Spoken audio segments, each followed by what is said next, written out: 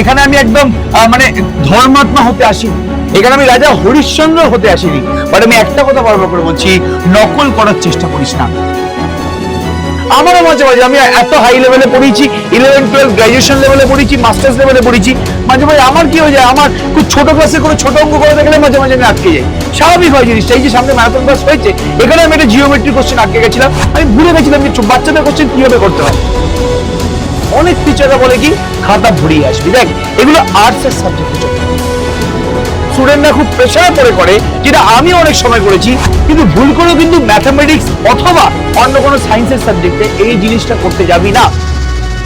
দেখ, আমি জানি যে ভিডিওটা বানাতে একটু লেট হয়ে গেল, কিন্তু এই ভিডিওটা ছিল স্পেশালি সেকেন্ড সামেটিভ পরীক্ষার জন্য। মানে অনেকের আজকে পরীক্ষা হয়ে গেল, অনেকের আবার 5 তারিখে পরীক্ষা আছে, অনেকের আবার হয়তো অন্য কোনো দিন পরীক্ষা থাকতে পারে, হয়তো অনেকের ম্যাথামেটিক্স পরীক্ষা হয়ও নি। কিন্তু এই ভিডিওটা শুধুমাত্র ম্যাথামেটিক্স এর জন্যও ছিল না, এই ভিডিওটা স্পেশালি ছিল যারা যারা সেকেন্ড সামেটিভ পরীক্ষা দিচ্ছে তাদের জন্য। এবং পরীক্ষা হলে কিছু কিছু ভুল স্টুডেন্টরা খুব প্রেশারে পড়ে করে, যেটা আমি অনেক সময় করেছি। আজকে সেই ভুলগুলো যাতে কেউ না করে, তাই জন্যই কিন্তু মেনলি এই ভিডিওটা বানানো হচ্ছে। তাহলে আজকে আমি বলছি যে পরীক্ষায় কোনগুলো করবে না, মানে কোন ভুলগুলো করবে না, পরপর আমি ডিসকাস করছি। একদম সময় নষ্ট না করে প্রথমেই চলে আসছি, প্রশ্নপত্র না পড়ে লেখা শুরু করবে। দেখ, আমি খুব ভালো করে জানি যে এখন সময় একটু কম দেয়, এবার সময় কম দিচ্ছে মানে প্রশ্নপত্র না পড়ে আমি লেখা শুরু করে দেবো, এই ভুলটা কিন্তু কোনোদিন করবি না। সবার আগে তোর যে কোনো এক্সামে লেখা শুরু করার আগে তোর এক্সামে কোন কোন কোশ্চেন তুই অ্যাটেন্ড করবি সেটা জানা খুব দরকার। মানে প্রপার একটা স্ট্র্যাটেজি তোকে প্রথম 1 মিনিট থেকে 1.5 মিনিটের মধ্যে বানিয়ে নিতে হবে। সেই স্ট্র্যাটেজি অনুযায়ী তুই তারপরে কিন্তু পুরোপুরি পরীক্ষাগুলো, মানে পরীক্ষার কোশ্চেনটাকে সলভ করতে পারবি। এবার তোকে কোন কোন কোশ্চেন তুই করবি সেটা যদি টিক মার্ক করতে হয়, তাহলে তোকে পুরো কোশ্চেন পেপারটা একবার পড়তে হবে। কোশ্চেন পেপার হার্ড হোক বা কোশ্চেন পেপার ইজি আসুক, ম্যাটার করছে না। হার্ড হলেও মাথায় রাখবি যে তোকে নাম্বার পাওয়ার সুযোগ কিন্তু যে কোশ্চেন করেছে সে অবশ্যই দেবে। তাহলে প্রথম থেকে প্রশ্নপত্র না পড়ে লেখা শুরু করবে না, পুরো প্রশ্নপত্র একবার ভালো করে পড়ে নাও। সহজ প্রশ্নগুলো আগে চিহ্নিত করে নাও, এক্স্যাক্টলি কোন কোশ্চেনগুলো আগে করবে, মানে কোন কোশ্চেনগুলো তুই পারবি সেগুলো ঠিক মেনে নিজের মধ্যে কনফিডেন্সটাকে বিল্ড আপ কর। তারপর যে কোশ্চেনগুলো মনে হচ্ছে না এটা আমার একটু সমস্যা হতে পারে, সেই কোশ্চেনগুলোকে আমি কিন্তু একটু পরে অ্যাটেন্ড করবো।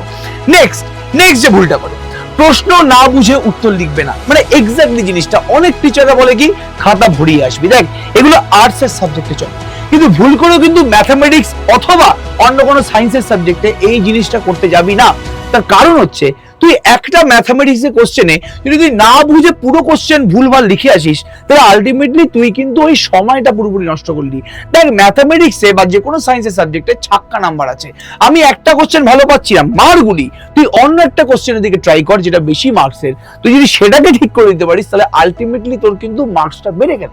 তাহলে আলটিমেটলি সায়েন্সের সাবজেক্টগুলোর জন্য বারবার করে বলা হচ্ছে যে কোনোদিন না বুঝে কোনো প্রশ্ন উত্তর লিখবে না। তুই যদি কনফিডেন্ট না থাকিস সেই কোশ্চেনটা নিয়ে, তুই সবার লাস্টে সেই কোশ্চেনটা করবি, বাট আগে যেগুলো নিয়ে তুই ফুল অন কনফিডেন্ট সেগুলো কিন্তু সবার আগে করতে হবে। তাহলে প্রশ্ন কি চেয়েছে আগে ভালো করে বুঝে নাও, সেই বুঝে কিন্তু তুই লিখতে কোনো ক্ষতি নেই। বাট তুই যদি প্রশ্ন না বুঝে ভুল উত্তর লিখিস, তোর সময়টা কিন্তু এখানে নষ্ট হয়ে গেল। তার আগে যেই কোশ্চেনগুলো তুই পারবি সেগুলো পুরো করে নে, দেন তারপরে তুই কোশ্চেনের দিকে হাত বাড়া, তুই কিন্তু ঠিকঠাক পেরে যাবি। নেক্সট, একটি প্রশ্নে বেশি সময় নষ্ট করবে না।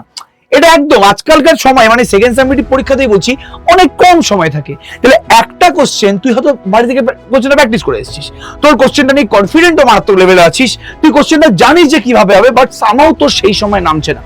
হতেই পারে জিনিসটা, আমারও মাঝে মাঝে, আমি এত হাই লেভেলে পড়েছি, 11-12 গ্রাজুয়েশন লেভেলে পড়েছি, মাস্টার্স লেভেলে পড়েছি, মাঝে মাঝে আমার কি হয়ে যায়, আমার খুব ছোট ক্লাসে কোনো ছোট অঙ্ক করে দেখলে মাঝে মাঝে আমি আটকে যাই। স্বাভাবিক হয় জিনিসটা। এই যে সামনে ম্যারাথন ক্লাস হয়েছে, এখানে আমি একটা জিওমেট্রি কোশ্চেন আটকে গেছিলাম, আমি ভুলে গেছিলাম যে বাচ্চাদের কোশ্চেন কিভাবে করতে হয়। তাহলে স্বভাবতই, মানে অনেকদিন চর্চা না থাকলে কিন্তু ছোট ছোট কোশ্চেন আটকাতে পারে, মাথায় রাখবি জিনিসটা। তো যদি কোনো কোশ্চেন তোর আটকে যায়, সেই কোশ্চেনে কিন্তু তুই বেশি সময় নষ্ট একদম করবি না। এটা কিন্তু সব থেকে বড় ভুল কথা। সময় ভাগ করে উত্তর লেখো, আটকে গেলে পরে আবার ফিরে এসো, পরে আবার সেই কোশ্চেনটাকে তুই পরে অ্যাটেন্ড করিস, সমস্যা নেই। নেক্সট, উত্তরপত্রে তথ্য ভুল লিখবে না একদম। মানে দেখ, সোজা কথা বলতে গেলে তুই তুই তুই পরীক্ষা দিচ্ছিস, এটা তোর অ্যান্সার শিট, সেখানে তুই রোল নাম্বার, রেজিস্ট্রেশন নাম্বার, তোর নাম, সমস্ত কিছু ভুল দিচ্ছিস। তুই রোল নাম্বার ভুল দিয়ে দিলি, তুই রেজিস্ট্রেশন নাম্বার ভুল দিয়ে দিলি। এখন নয় স্কুল একটা ছোট পরিসর, বেঁচে গেলি। বাট মাধ্যমিকে কিন্তু তুই যদি রোল নাম্বার ভুল লিখিস, রেজিস্ট্রেশন নাম্বার ভুল লিখিস, নিজের স্কুলের নাম ভুল লিখিস, বা যা যা ইনফরমেশন তোকে দিতে বলেছে তুই যদি সেগুলো ভুল লিখিস, তোর খাতাই পুরোপুরি ক্যান্সেল হয়ে যেতে পারে। তাহলে এই জিনিসগুলো, তাহলে প্রথমে আমি আগে সময় তো আমায় দিচ্ছে, উত্তরপত্রের তথ্য আমি ভুল লিখবো না, যা যা আমার চেয়েছে, রোল নাম্বার রেজিস্ট্রেশন নাম্বার ভালোভাবে মিলিয়ে সই বা প্রয়োজনীয় জিনিস পুরোপুরি করে তারপর কিন্তু করবি। অনেক সময় না ইনভিজিলেটর যে আসে সে সই নিতে ভুলে যায়, ভুলে যেতে পারে, কিন্তু তোর মাথায় রাখতে হবে যে ভাই ইনভিজিলেটর এসছে, সবার সই নিচ্ছে, আমি কিন্তু সইটা করব। নিজের লেখায় মশগুল থেকে তুই যদি সইটা না করিস, হয়তো তুই অ্যাবসেন্ট হয়ে যেতে পারিস। এরকম অনেক স্টুডেন্টের হয়েছে যে পরীক্ষা হলে সে অ্যাবসেন্ট হয়ে গেছে ভালো পরীক্ষা দেওয়ার পরেও। নেক্সট, যেটা আমি বারবার করে বলি, নিজে যা পারবি লিখবি। দেখ, এখানে আমি একদম মানে ধর্মাত্মা হতে আসিনি, এখানে আমি রাজা হরিশ্চন্দ্র হতে আসিনি, বাট আমি একটা কথা বারবার করে বলছি, নকল করার চেষ্টা করিস না। তুই যদি কারো দেখে টুকিস তাহলে তোর হয়তো সেই পরীক্ষায় নাম্বারটা ভালো হয়ে গেল, বাট লাইফে তুই কিন্তু অনেকটা পিছিয়ে পড়বি, মানে তোর কিন্তু কনফিডেন্স লেভেলটা অনেক ড্রপ হয়ে যাবে। মানে তোর মাথায় এটাই থাকবে যে ভাই আমি যাই পরীক্ষা আমি দিই না কেন, আমি কোনোদিন টোকা ছাড়া সেই পরীক্ষায় পাশ করতে পারবো না, বা টোকা ছাড়া সেই পরীক্ষায় নম্বর দিতে পারবো না। হয়তো ক্লাস 11-12 তুই বেঁচে গেলি, হয়তো গ্র্যাজুয়েশনে তুই বেঁচে গেলি, বাট জীবনের যে পরীক্ষাগুলো আছে সেখানেও তোর কিন্তু অন্য কারোর সাহায্য নিতে হবে, অন্য কারোর নকল করতে হবে। সেইটা তোর জন্য কিন্তু ভালো জিনিস হবে না। পরীক্ষার হলে নাম্বার পেলি, তুই ভালো মার্কস স্কোর করলি, তুই টুকে পরীক্ষা দিলি, তুই তো বেশি নাম্বার পেয়েও গেলি, বাট আলটিমেটলি পড়াশোনার এক সময় শেষ হবে। তার পরবর্তীকালে তারপরে তুই করবি কি? তোর চাকরির ক্ষেত্রে, তোর ব্যবসার ক্ষেত্রে, তোর যে কোনো পরিস্থিতিতে, যে কোনো পরিসরে, সমাজের যে কোনো অবস্থাতে তোকে লোকের নকল করার একটা অভ্যাস তৈরি হবে, তুই সেটাকে আর কোনো দিন চেঞ্জ করতে পারবি না। তোর নিজস্ব একটা আইডেন্টিটি কোনোদিন কিন্তু তৈরি হবে না। তুই যদি এই রিস্কটা নিতে চাস তাহলে তুই নকল কর ভাই, আমি তোকে কিচ্ছু বলবো না। তাহলে ইনভিজিলেটর নজরে পড়লে পরীক্ষা বাতিল হতে পারে, এটা তো অবশ্যই। নিজের প্রস্তুতির উপর ভরসা রাখো, নিজের উপর কনফিডেন্সটা রাখ। বারবার করে বলছি, আমরা দেখেছি তো না, মানে 12 ফেল, সেখানে দেখেছি আমরা যে কিভাবে ওই মানুষটা, সেই আইপিএস অফিসার নিজেকে চেঞ্জ করলো। সেও টুকে পরীক্ষা দিত, কিন্তু না, সে আর টুকে পরীক্ষা দেয়নি, সে সবাই ফার্স্ট ডিভিশন পেয়েছে, ও না টুকে পরীক্ষা দিয়ে থার্ড ডিভিশন পেয়েছে এবং লাইফে নিজের কনফিডেন্সটা পেয়েছে। এবার খাতা অগোছালো করবে না। ওরে বাপরে বাপ, বিভৎস ইম্পর্টেন্ট জিনিস।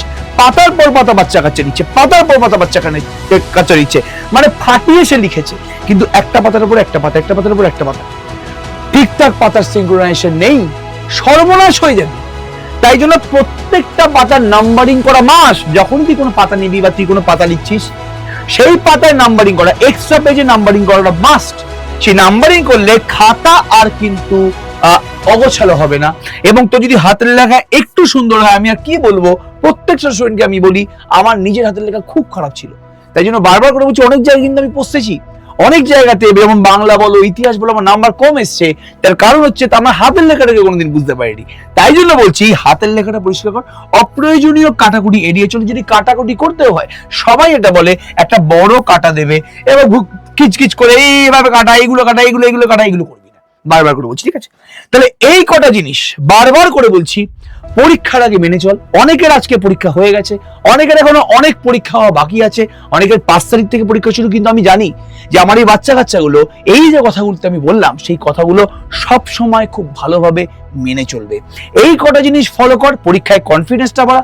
আরেকটা জিনিস আমি বলছি, যে যেটা এখানে লেখা নেই, অবশ্যই কিন্তু প্রত্যেকে জলের বোতল ক্যারি করিস, প্রত্যেকে জলের বোতল ক্যারি করিস, প্রত্যেকে ওয়াটার বোতল ক্যারি করিস।